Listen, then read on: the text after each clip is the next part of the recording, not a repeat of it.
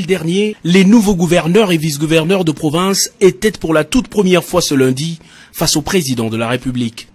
Le séminaire de mise en face de la gouvernance provinciale lancé ce jour permettra aux gouverneurs et vice-gouverneurs de renforcer leurs capacités en leadership managérial afin d'améliorer le bien-être social de population et ainsi enclencher le développement à la base.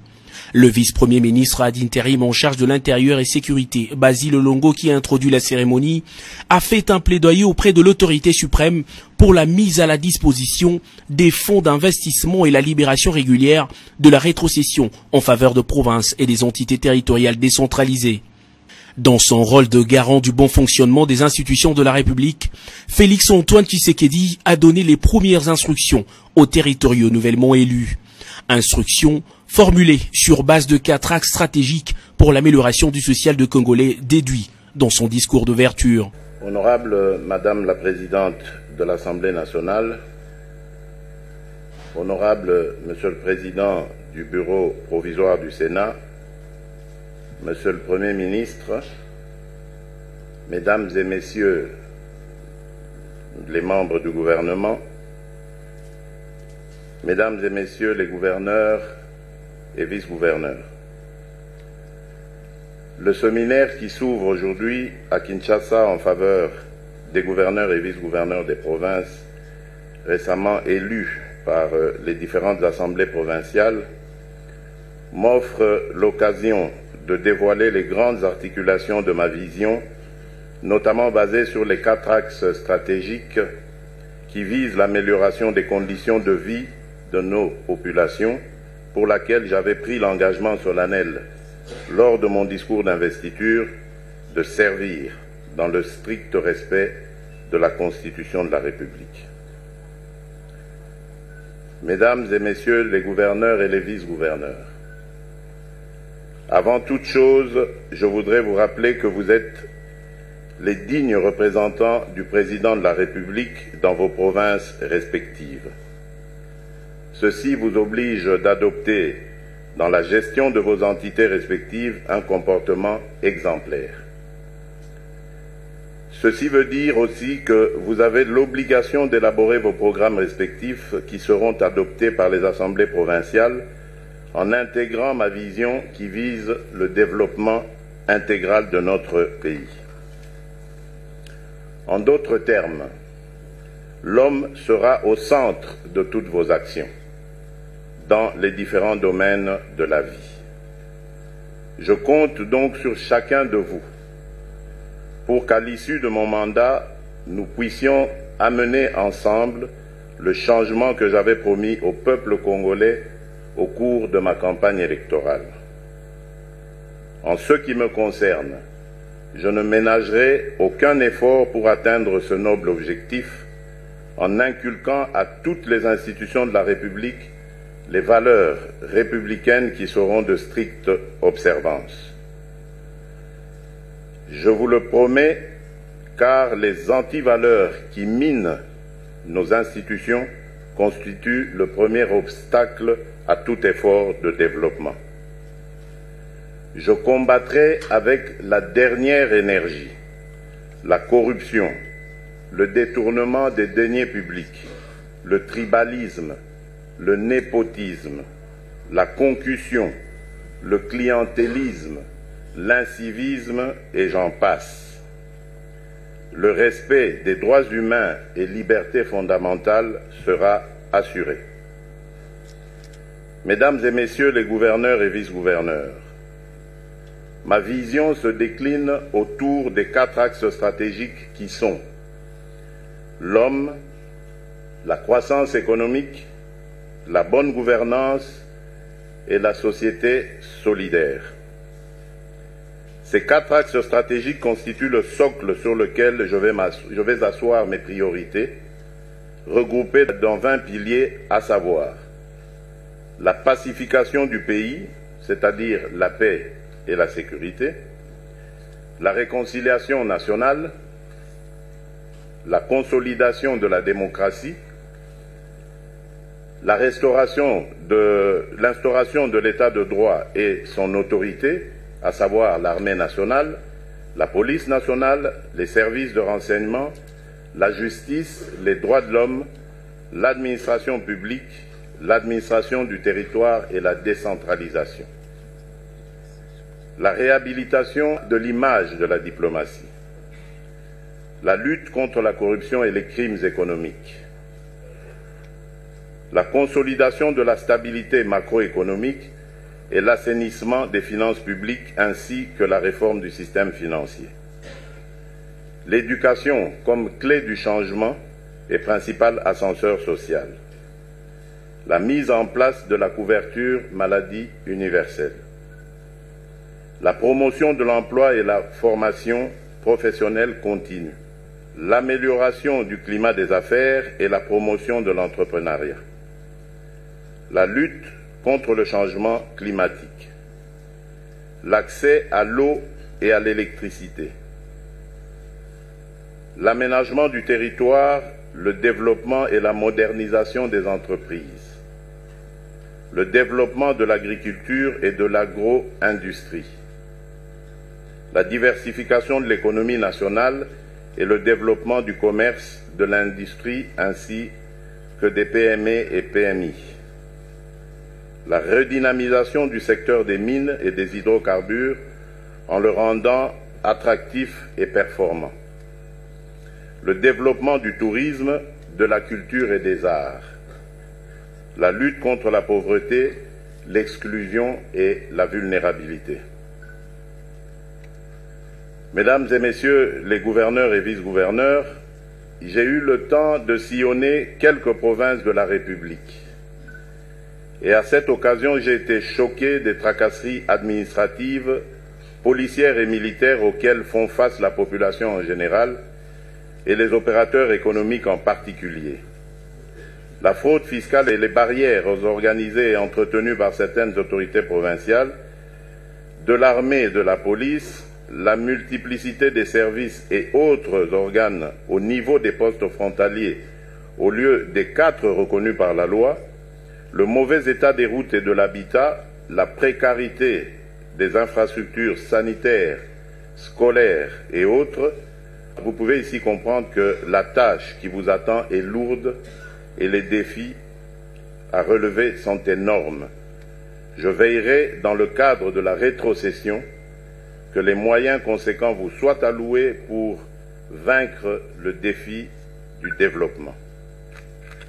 Mesdames et messieurs les gouverneurs et les vice-gouverneurs, au cours de ce séminaire, où différents intervenants vont développer en profondeur les axes et piliers que je viens de vous dévoiler à titre indicatif, je voudrais quant à ceux qu'un contrat-programme soit conclu entre vous et l'exécutif national qui me permettrait d'évaluer les performances de chacun de vous en vue de me donner la possibilité de bien sanctionner votre gouvernance après chaque évaluation trimestrielle.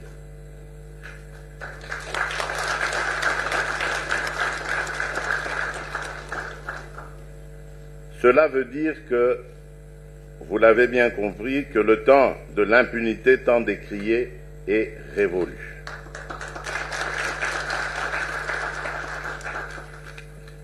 C'est à ce titre que j'ai déjà eu à suspendre un ministre et quelques mandataires publics coupables des actes de mégestion. Mesdames et messieurs les gouverneurs et vice-gouverneurs, vous êtes sans savoir que vous avez été élus pour servir le peuple d'abord et le reste immédiatement après. Tout en souhaitant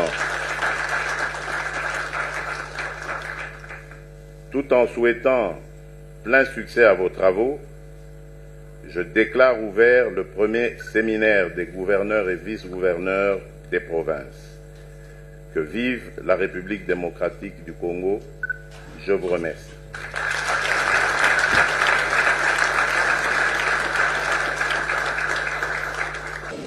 Il a donné une orientation claire en ce qui concerne l'amélioration des conditions de vie des populations congolaises en général, et en ce qui me concerne donc l'amélioration des conditions de vie des Kinoises, des Équinois.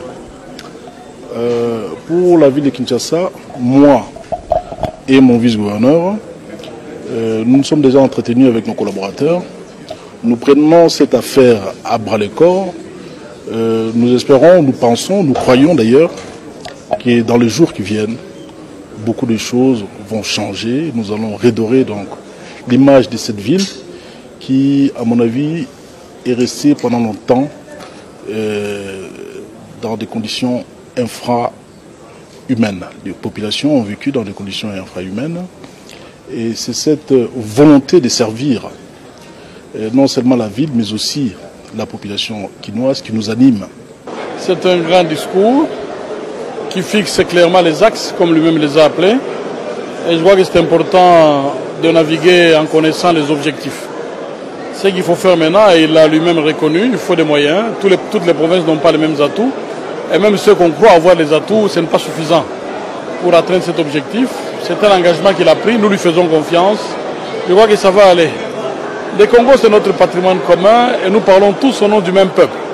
Donc il n'y a pas de raison qu'il y ait des divergences, nous regardons dans la même direction. Nous tenons d'abord à saluer le chef de l'État pour l'initiative qu'il a prise pour pouvoir inviter tous les gouverneurs et les vice-gouverneurs à prendre part à cet atelier. S'agissant du Congo central, nous avons une vision locale que nous voulons expérimenter, c'est de faire participer la population à la gestion des affaires publiques.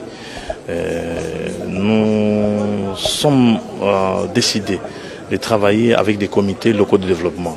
Ce sont des structures que nous sommes en train de mettre sur pied qui vont œuvrer au niveau des secteurs, dans les entités territoriales qui sont les secteurs. Dans ces structures, avec ces structures que nous allons travailler pour impulser le développement à la base. Le discours du chef a rencontré sincèrement les attentes de nos populations, notamment ma propre vision. Et nous le remercions pour ça. Et puis nous sommes prêts à l'accompagner. D'ailleurs, il a souligné qu'après chaque 3 mois, il y aura une évaluation à faire. Et nous sommes tout à fait d'accord. Les grands problèmes à notre niveau, on saura faire le minimum, mais surtout, s'il disponibilise ce qu'il a promis, ça sera alors des merveilles pour nos populations. Je crois que les orientations du chef de l'État tombent à point nommé, puisque nous sommes à quelques jours de la présentation du programme du gouvernement provincial pour le site Kivu. Et quand nous avons suivi ces discours, ça nous a rassurés, surtout en matière de sécurité. Vous êtes sans ignorer que le site Kivu fait actuellement face aux difficultés d'ordre sécuritaire. Que la haute autorité nous rassure qu'il va s'impliquer dans ces domaines. Pour la population du site Kivu, c'est très important. Et donc, nous allons nous approprier ces orientations et le mettre en œuvre. Et il a surtout souligné que nous devons être proches de la population et travailler pour la population. Quand un chef de l'État dit, c'est un ordre qu'il nous a donné, nous devons suivre tout ce qu'il nous a donné comme ordre dans le 20 points qu'il a énumérés. Ce point-là sera pour nous comme de l'évangile, pour que nous puissions mieux travailler, pour que nous puissions améliorer les conditions de vie, les sociales de notre peuple. Il a dit aujourd'hui, le peuple avant toute chose. Nous devons suivre ce qu'il a dit. Nous, en tant que gouverneurs et vice-gouverneurs, nous avions pu travailler, nous avions vu les erreurs que nous avons faites et nous pouvons les améliorer grâce à son programme à lui, le 20 points qu'il nous a énumérés pour que nous puissions aller de l'avant. Il a voulu que les changements soient effectifs. Le meilleur discours, et c'est le discours que moi j'attendais, parce que ça me concerne. Les autres, ils sont les gestionnaires, moi je suis le contrôleur. Et les chefs d'État les ont mis en garde. Mais qui va suivre ça? Qui va les évaluer? Qui va suivre ça? C'est l'inspecteur général que je suis avec mon équipe. Donc j'ai du pain sur la table, j'ai du travail maintenant parce qu'avant je n'en avais pas. On ne m'avait jamais donné les moyens de faire ce travail. Maintenant avec son arrivée, j'ai les moyens de faire ce travail correctement. Et j'ai trouvé qu'il y avait une très très bonne convergence avec ce que moi je pense, ce que j'ai conçu moi-même comme programme. Et il m'a facilité la tâche parce que dans ma vision, la sécurité avait une place de choix et que la lutte contre les antivaleurs avait également une place de choix. Par rapport à ça, j'estime que je n'ai rien à redire parce que je serai le représentant du président de la République en province. Donc sa vision cadre avec ce que je pense également. Par rapport à cela, je crois que ne pourrait être que le relais de sa vision. Ouvert ce lundi, les travaux du séminaire de cadrage et des mises en train de gouverneurs et vice-gouverneurs se poursuivront jusque mercredi.